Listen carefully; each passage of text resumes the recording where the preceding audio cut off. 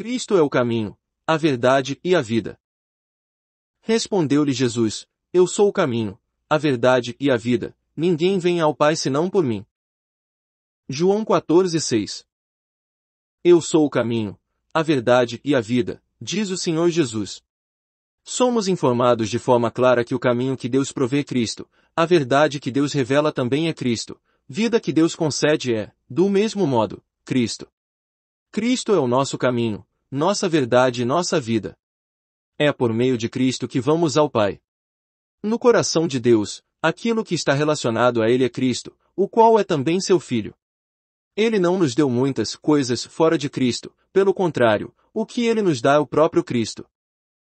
Em assuntos espirituais, frequentemente lidamos com questões que se tornam vazias e sem qualquer utilidade espiritual para nós.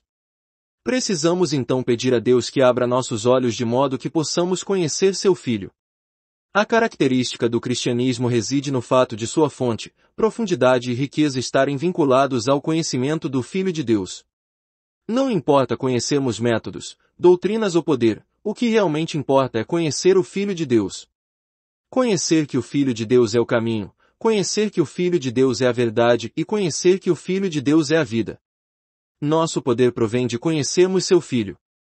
Tudo o que Deus nos dá é seu Filho, não uma variedade de coisas. A questão reside, portanto, em conhecermos o Filho de Deus. Cristo é o caminho. Disse Jesus: Eu sou o caminho. A palavra caminho também significa o método. O que ele nos mostra aqui é que ele é o caminho pelo qual chegamos a Deus, bem como o método pelo qual alcançamos a Deus. Tendo a ele, temos o caminho, possuímos o método. Todo cristão verdadeiro deve aprender, pelo menos uma vez, a lição de que o Senhor Jesus é o caminho, ele é o método. Caso já tenha sido salvo, você no mínimo passou pela experiência de crer em Jesus como o seu caminho para Deus. Ele é o caminho, sem o qual ninguém pode chegar a Deus. Todos os que um dia foram salvos sabem como andar nesse caminho. Louvado seja Deus, porque pelo menos essa lição de chegarmos a Deus por meio de Jesus de Nazaré, seu Filho, tem sido aprendida por inúmeros cristãos. Já trilhamos esse caminho pelo menos uma vez. Esse caminho nada mais é do que o próprio Cristo. Não é um método qualquer fora dele. Precisamos ver que o Senhor Jesus, e nenhum outro método, é o único caminho pelo qual chegamos a Deus, tanto no momento de nossa salvação quanto depois. Alguns cristãos estão à procura de novos métodos espirituais.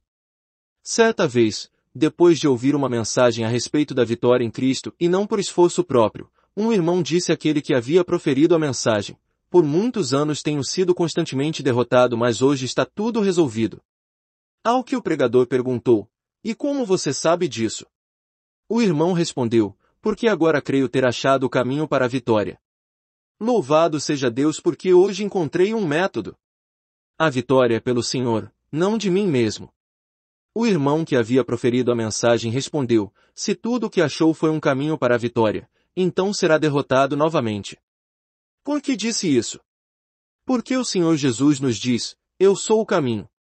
Em outras palavras, ele somente é o caminho, o método. O caminho não está fora dele, uma vez que ele próprio é o caminho.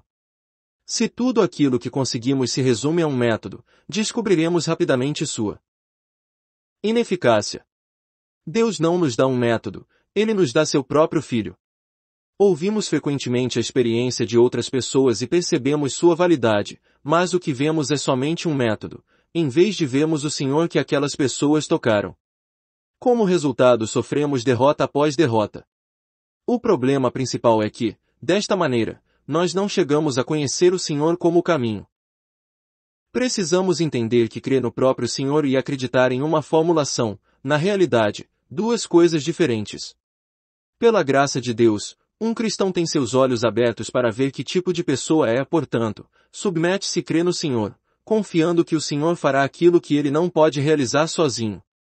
Como consequência, ele obtém libertação e torna-se completamente satisfeito diante de Deus.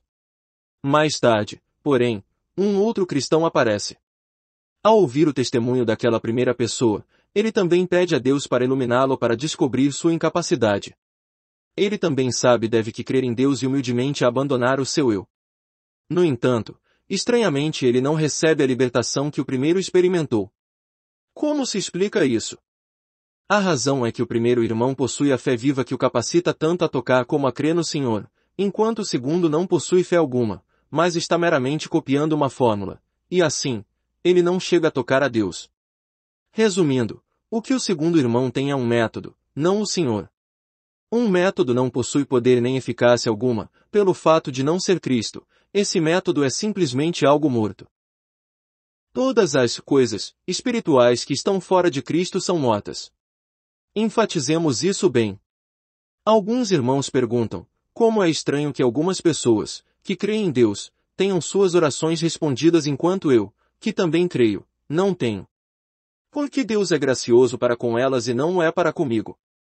Parecem acusar a Deus de parcialidade, não percebendo que aquilo em que eles creem nada mais é do que uma coisa e, portanto, é morta. Nem fórmulas, nem métodos funcionam, só Cristo é vivo. Não é porque alguém tem aprendido uma série de métodos, que tal pessoa é um cristão, uma vez que as pessoas se tornam filhas de Deus pelo novo nascimento, e não pelo aprendizado. Eu sou o caminho, afirma o Senhor Jesus. Cristo é o caminho, Cristo é o método. Meus amigos, será que Cristo é seu caminho e o seu método?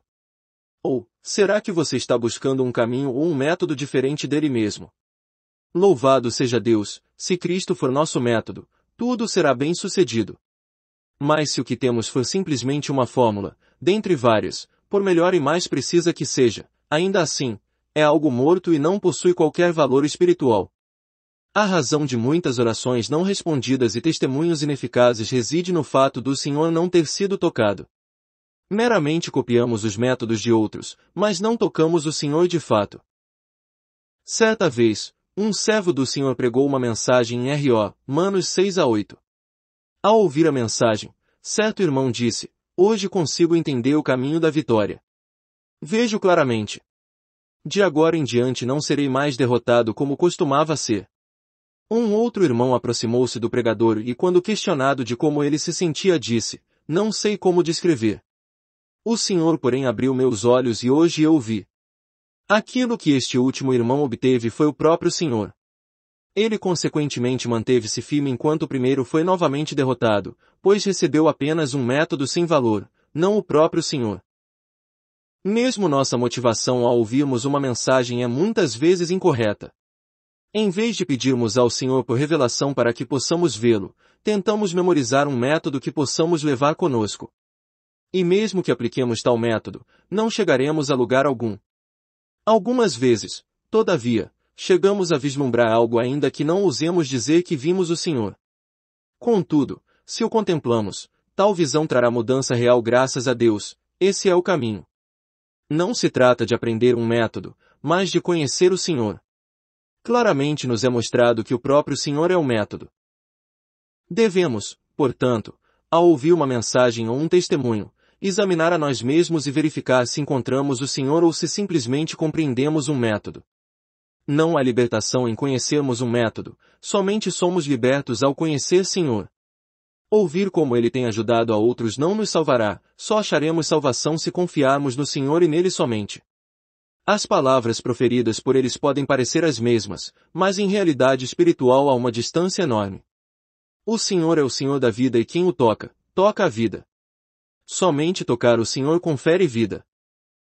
O Senhor não somente se apresenta como o caminho, mas também fala de si mesmo como a verdade. A verdade não se refere a palavras a respeito de Cristo, o próprio Cristo é a verdade. Frequentemente, os cristãos consideram o ensino e interpretações de Cristo como verdades, apesar de a verdade não estar no relato de algo, mas na pessoa de Cristo. E conhecereis a verdade, e a verdade vos libertará, diz o Senhor, João 8,32.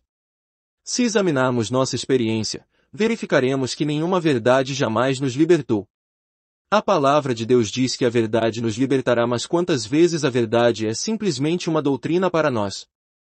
Nossos olhos não foram abertos para vermos a Cristo. Podemos ter falado de muitas doutrinas por anos a fio, e ainda assim, não termos tido visão. Alguns são capazes de falar sobre a doutrina de morrer com Cristo sem, no entanto, conhecer o poder dessa morte, ou mesmo de discutir sobre a vida de ressurreição sem conhecer seu poder. Se nossas palavras se resumem à mera doutrina, estamos manuseando algo morto. Certa vez uma pessoa escreveu o seguinte: um irmão pecou contra mim, e não estou certo se devo perdoá-lo. Peço, portanto, que me instrua com relação a isso. Meu coração está tranquilo diante de Deus. Se você disser que devo perdoar, eu o perdoarei. Se você achar que não devo, então não o perdoarei. O que podemos dizer dessa situação? Suponhamos que uma pessoa muito íntima minha morra e eu então escreva uma carta para outra pessoa perguntando o seguinte: alguém muito querido morreu, devo chorar por ela? Se você disser que devo, vou chorar, mas se você disser que não, então não o farei. A maioria das pessoas achariam essa pergunta um absurdo. Se alguém chora ou deixa de chorar dependendo do que lhe é dito, nem o choro nem a falta dele são verdadeiros. Ambos são falsos, e são portanto obras mortas, sem vida. O mesmo ocorre com a questão do perdão. Todas as vezes que se age baseado em doutrinas mortas o resultado é algo artificial, sem vida. Tudo aquilo que não é Cristo vivendo em nós ou não é Cristo como nossa verdade, em outras palavras, tudo aquilo que é feito com base em uma doutrina é obra morta. Será que conseguimos ver a diferença aqui? Ela é muito grande para passar desapercebida. Obras precisam de nossa memória para que nos lembremos de operá-las, mas a vida age espontaneamente. Uma palavra falada com vida não se origina na nossa memória, mas é motivada por um poder que há dentro de nós. O Senhor é quem nos controla e não uma doutrina ou um ensinamento. Deve haver um dia em que Deus abra nossos olhos para percebermos que a realidade espiritual se encontra em Cristo. Não tentaremos nos lembrar de certas doutrinas para procedermos de forma correta, será Cristo vivendo em nós. Ele é nossa verdade e, portanto, é uma verdade viva. Certa vez um irmão ficou ofendido com outro. Ele não tolerou a ofensa e repreendeu furiosamente o irmão que o ofendera. Mais tarde, sua consciência começou a incomodá-lo. Sentiu que deveria procurar o irmão que o ofendeu e pedir desculpas. Mas quando se lembrava de como aquele irmão o havia ofendido, sua raiva reacendia. Entretanto, ainda achava que devia desculpas a seu irmão. Desta forma, decidiu escrever-lhe uma carta nos seguintes termos: eu sinto quanto estou errado em havê-lo repreendido daquela forma. Mas ao lembrar-se novamente do quanto aquele irmão o havia ofendido, sua raiva mais uma vez voltou. Depois de algum tempo, voltou a pegar a caneta e continuou a escrever. Seu coração estava amargurado todo o tempo que passou escrevendo. Mesmo ao colocar a carta no correio, ainda estava com raiva. Aparentemente não havia nada de errado com a carta, mas, na realidade, ela havia sido o resultado de doutrina e não de vida. Apesar de haver escrito um pedido de desculpas, seu coração permaneceu irado. Se ele encontrasse aquele irmão, poderia até mesmo cumprimentá-lo e apertar a sua mão, mas no íntimo a controvérsia não estaria terminada, e por isso suas palavras não seriam naturais. Será que conseguimos perceber a diferença? O Senhor é a verdade. Devemos ser capazes de ver que em todas as questões espirituais, se o Senhor estiver presente haverá vida, mas se ele não estiver, haverá morte. Se algo for feito como resultado de sua obra e se ele mesmo for refletido em nós, então isso será vivo. Cristo é a vida.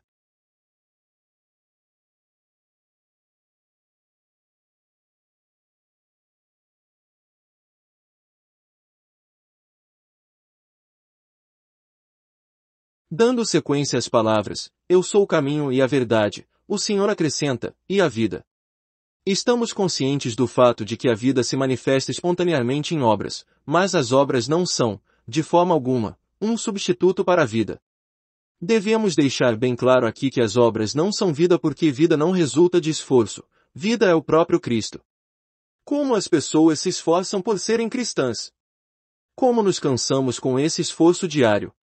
Quão pesadas são as doutrinas que demandam de nós humildade, mansidão, perdão e paciência. Elas nos esgotam, literalmente. Muitos consideram que ser cristão é uma tarefa difícil. Neófitos, em especial, pensam dessa forma. Quanto mais eles tentam, mais difícil a tarefa se torna. Depois de haver tentado por algum tempo, ainda não agem como cristãos. Se Cristo não for nossa vida, nós mesmos teremos que realizar as obras, mas se Ele for a vida para nós, não precisaremos viver em esforço contínuo. Enfatizamos que a vida é o próprio Cristo, e que as obras nunca poderão substituir a vida. Um erro muito grave tem permeado os filhos de Deus. Muitos consideram a vida como algo que eles devem conseguir por esforço próprio. O que todos nós devemos perceber é que, se existe vida, não haverá um pingo de necessidade de exercermos qualquer esforço, pois tal vida fluirá naturalmente. Medite por um instante em como funcionam os nossos olhos e nossos ouvidos. Nossos olhos veem naturalmente e nossos ouvidos ouvem espontaneamente porque existe vida neles. Devemos deixar claro que a vida flui naturalmente resultando em obras, mas as obras nunca poderão substituir a vida. Entretanto, algumas vezes as obras simplesmente relevam a ausência da vida ou a fragilidade dela. A vida resultará em boas ações, mas boas ações não ocuparão o lugar da vida. Tomemos como exemplo um irmão que é extremamente cordial, moderado e reservado. Alguém pode elogiá-lo dizendo, a vida deste irmão é muito boa. A terminologia aqui está errada. O Senhor disse, eu sou a vida. Por mais cordial, moderado e reservado que tal irmão seja, se isso não vem de Cristo, não pode ser considerado como vida. É verdade que esse irmão tem um bom temperamento, raramente causa problemas, sempre trata as pessoas gentilmente e nunca discute, mas não se pode dizer que ele tenha uma vida espiritual rica. Se essas virtudes procedem de sua natureza, não são vida pois elas não vêm de Cristo. Existe ainda outro ponto de vista. Algumas pessoas concluem que vida é poder. Ter o Senhor como nossa vida significa receber poder dele para fazer o bem. Contudo, Deus nos mostra que nosso poder não é uma coisa, pelo contrário, é uma pessoa. Vida para nós não é apenas um poder, mas uma pessoa. É Cristo que seja manifesto em nós, em vez de esperarmos em Cristo para mostrar nossas boas obras. Um irmão certa vez foi a uma reunião. Ele então foi questionado por um irmão mais idoso, por que você foi àquela reunião? Porque lá há vida, ele respondeu. O irmão mais velho então disse, sem dúvida, no que diz respeito ao entusiasmo, nossas reuniões não se comparam às de Zecon daquele lugar. Você não entendeu, replicou o primeiro irmão. Aquele lugar não tem uma atmosfera frenética. O que você quer isso? Perguntou o irmão idoso. Como pode haver vida sem agitação? Perguntou o irmão mais jovem. Não há nada de barulhento nisto, e mesmo assim há vida. Porque a vida não precisa de ser emocionante, ou entusiástica ou frenética nem mesmo barulhenta. O irmão idoso continuou, talvez jovens gostem mais de fervor, mas eu prefiro palavras mais profundas. Quando ouço palavras mais profundas, acho vida. Creio que isso é vida na verdade. Ao que o jovem respondeu, várias vezes ouvi as palavras profundas a que o Senhor está se referindo, mas não achei vida nelas. A partir da conversa desses dois irmãos, podemos ver que vida não é emoção nem palavras profundas. Palavras de sabedoria, pensamentos inteligentes, argumentação lógica e dissertações profundas não são necessariamente sinônimos de vida. Não é de se admirar que alguns perguntem, que estranho que a vida não seja nem fervor nem pensamento elevado. Aonde então podemos encontrar vida? Afinal de contas, o que é vida? Confessamos não termos uma maneira melhor de discorrer sobre o assunto de rimentar vida. Tudo o que podemos dizer é que é algo mais profundo que emoções e pensamentos e tão logo alguém a experimenta, essa pessoa é instantaneamente vivificada. Isso é vida. O que é vida? A vida é mais profunda que pensamentos, pensamentos nunca suplantam a vida. Ela também é mais profunda que emoções, emoções são superficiais em comparação com a vida. Tanto pensamentos quanto emoções são coisas externas. O que, então, é a vida? O Senhor Jesus declarou, eu sou a vida. Não devemos nos precipitar em concluir que encontramos a vida quando tudo o que encontramos é uma empolgante atmosfera espiritual. A experiência tem mostrado que muitos daqueles que são especialistas em criar atmosferas empolgantes conhecem pouco do Senhor. Muitas pessoas que se emocionam facilmente, na verdade, conhecem pouco o Senhor. Somente Cristo é a vida, nada mais. Precisamos aprender a lição de conhecer o que é a vida. Ela não depende de quão fortes sejam as nossas emoções ou quão elevados os nossos pensamentos, mas se baseia exclusivamente na manifestação do Senhor. Não há, portanto, nada que seja mais importante que conhecer o Senhor. À medida que o conhecemos, tocamos a vida. Na presença de Deus devemos ver o significado de Cristo como nossa vida. Aqueles que se emocionam facilmente, ou que são demasiadamente inteligentes, não são necessariamente pessoas que conhecem o Senhor. Conhecer, 10 requer uma visão espiritual. Tal visão é a vida e ela nos transforma. Se conhecermos o Senhor como nossa vida, perceberemos a extrema futilidade de nossos esforços naturais em assuntos espirituais. E assim olharemos para Ele somente. Quando no princípio cremos no Senhor, não percebemos o real significado de olhar para Ele. Mas gradualmente aprendemos a olhar para Ele mais e mais, reconhecendo que tudo depende dele e não de nós. No início da nossa caminhada cristã, desejávamos possuir várias coisas, e não conseguíamos confiar nele como nosso tudo. Depois de algum tempo, entretanto, recebemos mais entendimento sobre a necessidade de confiar nele, não no sentido de crer que ele nos concederia uma coisa após a outra, mas de confiar que ele faria o que somos incapazes de fazer por nós mesmos. Quando nos tornamos cristãos, temos a tendência de fazer tudo nós mesmos, por temendo que nada seja alcançado ou que nossa vida seja arruinada caso não façamos algo. Assim, nos encontrávamos trabalhando o tempo todo. Depois, tendo contemplado que o Senhor é a nossa vida, sabemos que tudo é de Cristo e não nosso. Consequentemente aprendemos a descansar e a olhar para Ele. Devemos nos lembrar que em vez de nos dar muitas coisas, Deus nos dá o seu Filho.